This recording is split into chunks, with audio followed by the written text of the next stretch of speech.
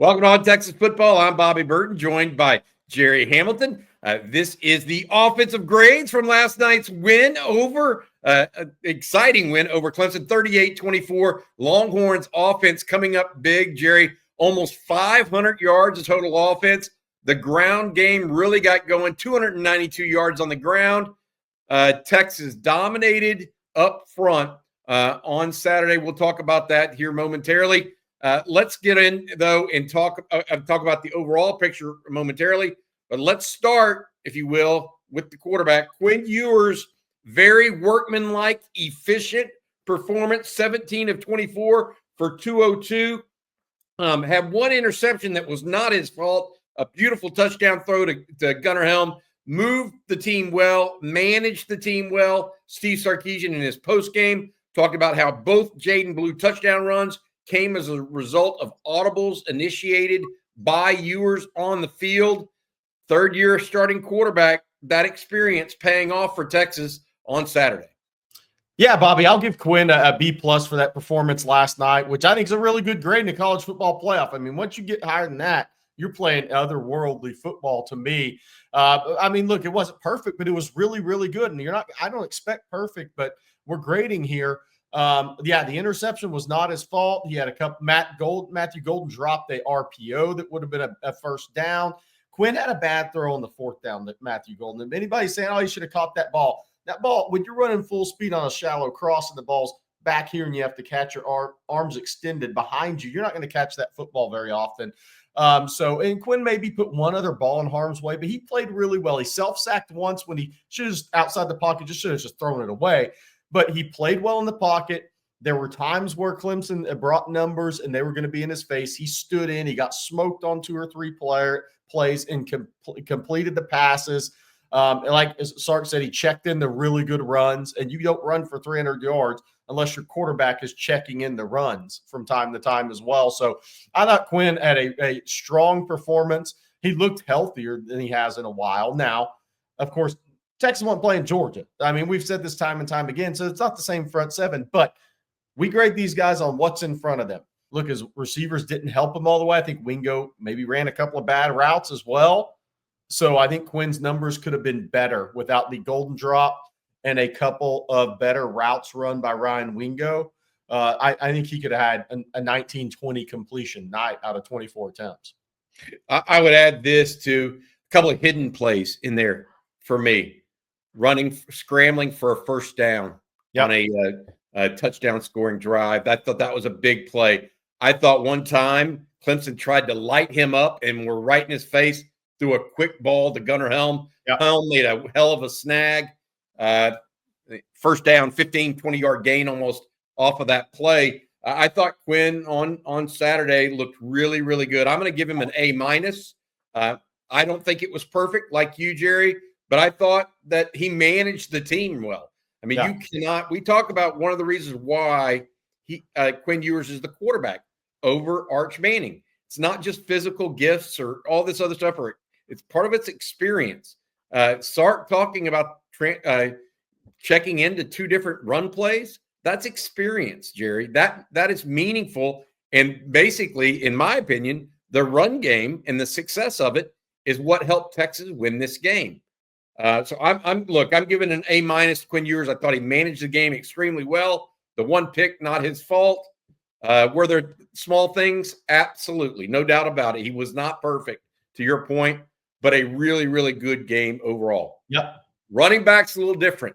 My grade here, much, much higher, Jerry. I don't know about yours, but I'm going to go A+. Not only did we have 2 Texas Longhorn running backs gain over 100 yards, but also Jaden Blue caught 2 passes for 31. Yeah.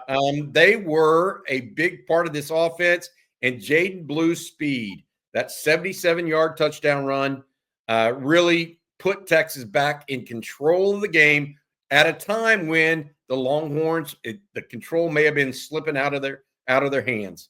Big time performance for Blue and Wisner on Saturday. Yeah, I give him an A+ as well. I mean, Wisner had a good blitz pickup on an outside backer as well, where Quinn delivered a ball to the right side, I believe, for completion. Jaden Blue did not fumble it. Okay, which is, look, he's had issues with that, and that becomes mental. So Jaden Blue had 16 touches, no fumbles last night. So, I mean, look, and came up with 179 total yards, 177 total yards. So I thought the Texas running backs, and Jarrett Gibson came in last night and ran the ball tough, had an explosive run when they were closing out that game. Running backs had 38 carries for 295 yards on their own. I mean, that's the most yards Texas has rushed for in a first half, most yards Texas has rushed for in a game this season. And while we talked about it, Clemson was the worst run defense of any team in the college football playoff. They weren't giving up 298. They were giving up about 146, 147 a game. So Texas doubled that output of what Clemson was giving up. And there was never, the game got a little hairy, but there was never a time you thought Texas wasn't in control when they ran the football. And that only happens if you're running backs, and then we'll grade the offensive line if everybody's having a really good night. So I give those guys an A+ as well. Yeah, Trey Weiser's health, by the way, he could have gone back in the game. Yeah. Steve Sarkisian said so. So that means 11 days worth of health and recuperation for Weiser should work out extremely well. Also, hats off to Jaden Blue.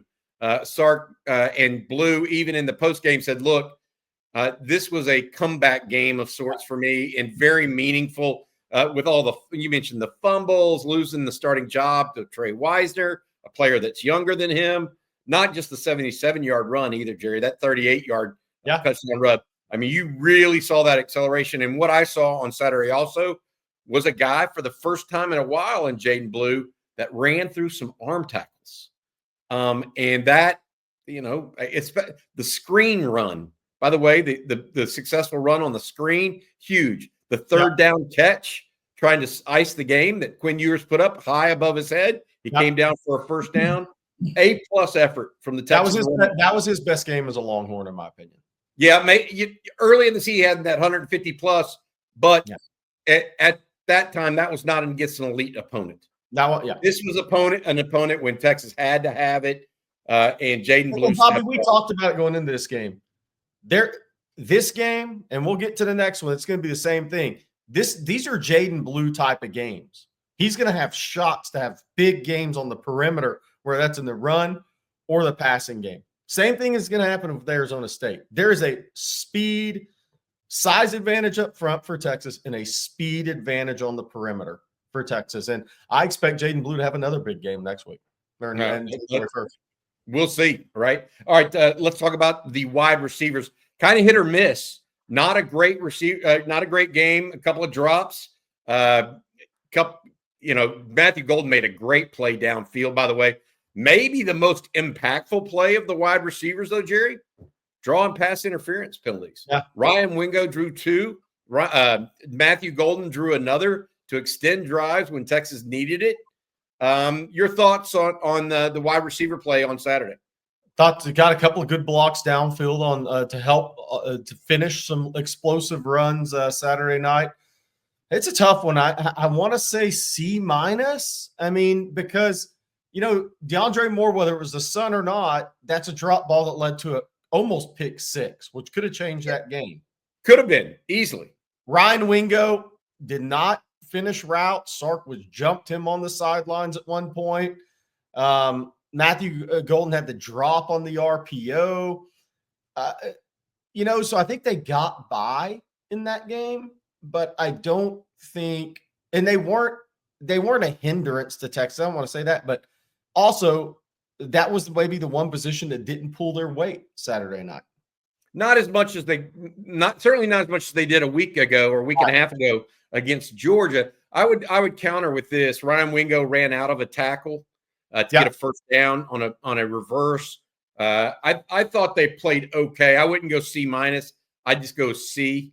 I mean, I don't think they were a negative. Wingo, by the way, getting to be a better and better. He's definitely a better blocker as a replacement for Isaiah Bond.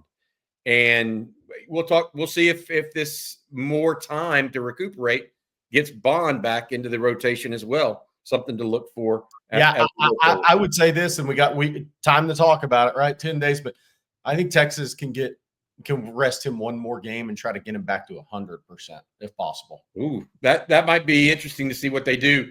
I thought, look, Not perfect, but not horrible. Tight ends, Gunnar Helm, welcome back, buddy. What did you think of the tight ends on Saturday?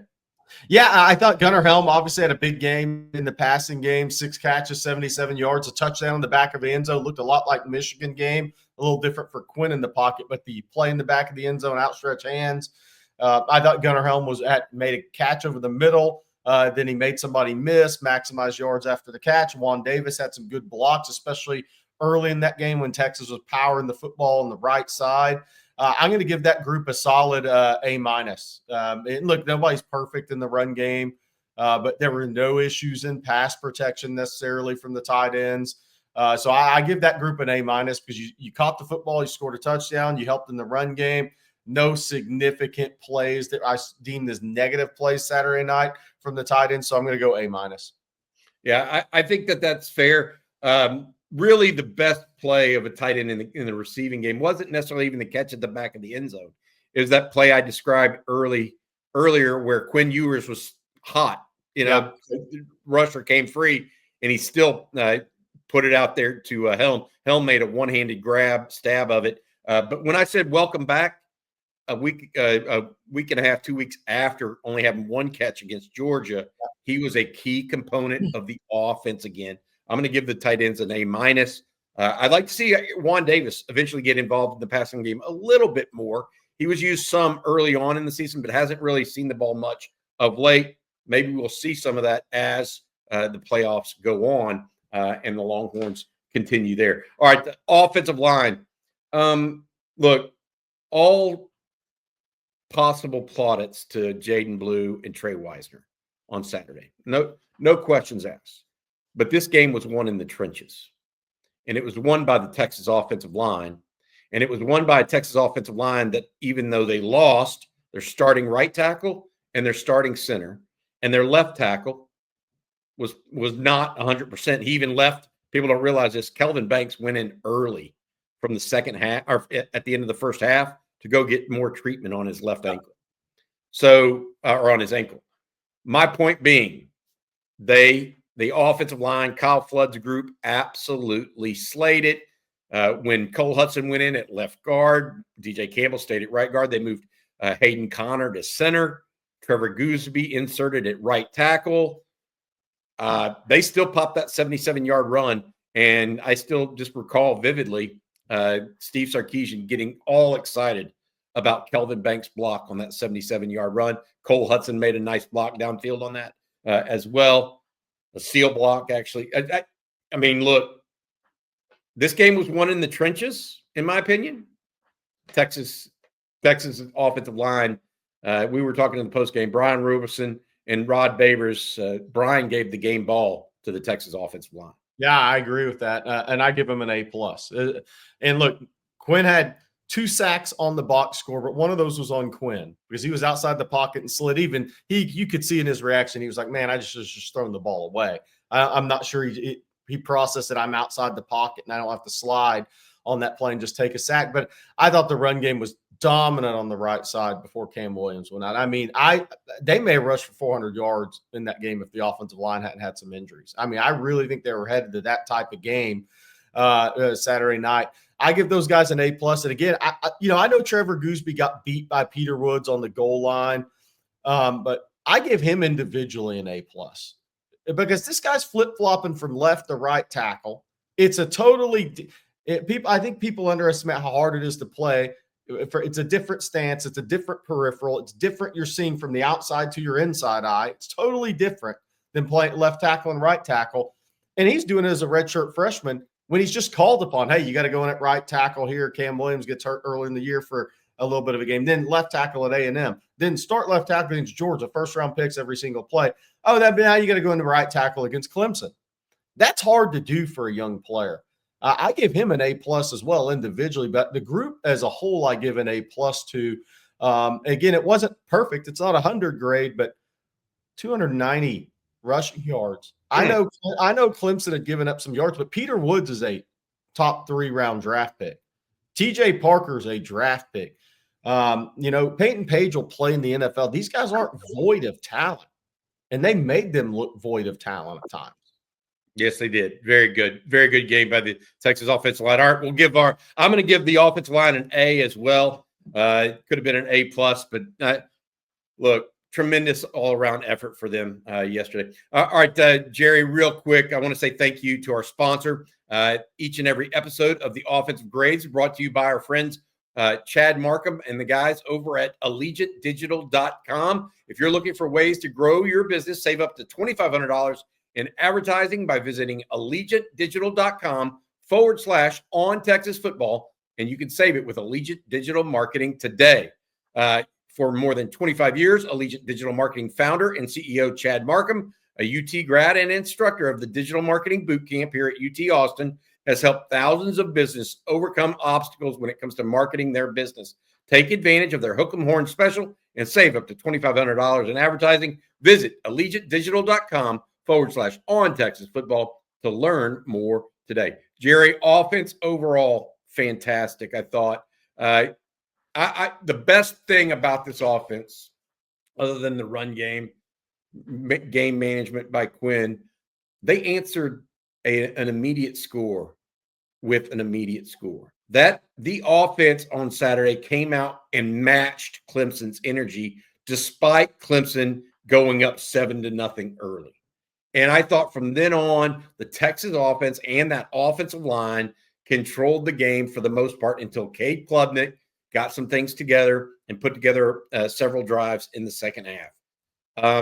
What did you think of the Texas offensive output overall? 38 points, none of them short fields, 494 yards in a college football playoff game. Is this an A performance? Is it A minus? What B plus? What are you thinking? Because I think I'm ahead for an A performance because look, 94 yards, 38 points on the board. You're going to win 95% of your games if that's your number. Yeah, it's a solid A for me. 26 first. All the numbers look good. 26 first downs, 13 rushing, 10 passing. Obviously, 3 by penalty on the pass interference plays by Avion Terrell. But 292 yards rushing at 6.1 a pop. I mean, that's a huge number. 316 yards gained before your sack yards, obviously. 202 passing. So it wasn't one-dimensional offense, right? 17-24. The interception by Quinn was a drop by DeAndre Moore Saturday night. 6.9 yards per play. 2 fumbles now, but you didn't lose any of them. I think one of those was on a punt return too. So 1 offensive fumble. But look, 4 or 5 in the red zone, Bobby. 6 of 12 on third downs. Those numbers are winners in a playoff game. Bert Auburn made his only field goal. So look, every chance Texas had to score, they did. And they scored touchdowns in the red zone, 4 or 5. So that was it was just a solid all-around game for Texas. Easy grade of A for me. Easy grade of A because this is the closest we've seen Texas offensively to the Florida game. Yes. And it's been a few weeks. That's what I was saying. I mean, I was ready to say, okay, look, they're stuck in third gear. Yeah. You know what I mean? And if you're looking for a downside of this offense, it's the third quarter where, look, they took the very first drive and marched it all the way inside the Clemson 5-yard line and then just couldn't punch it in. Yeah. They punch it in there. Then the offense is stepping on the throat of the Clemson Tigers. Yeah. It's a 4-score lead with 7 minutes to go in the first half. All right, and excuse me, in the third quarter. They did not do that. You know, they also weren't great on fourth down. I think they finished 1 of 3 on the night. So overall, though, just a really, really strong performance.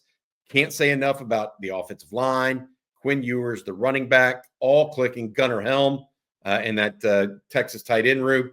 I feel like we saw an offense on Saturday that shows you that there is a path for Texas to win the national championship. They put enough points up on Saturday that they could compete with an Oregon if it got into a shootout of sorts.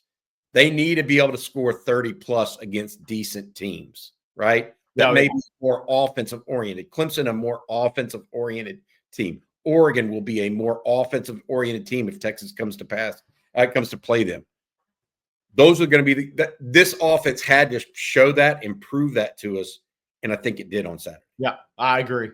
Totally agree. All right. That's going to do it for this week's offensive grades. Another solid performance for the Longhorns, giving them an A on offense overall. Thanks also again to our sponsor, Chad Markham and his team over at Allegiant Digital Marketing. Remember, take advantage of their Hook 'em Horn special and save up to $2,500 in advertising.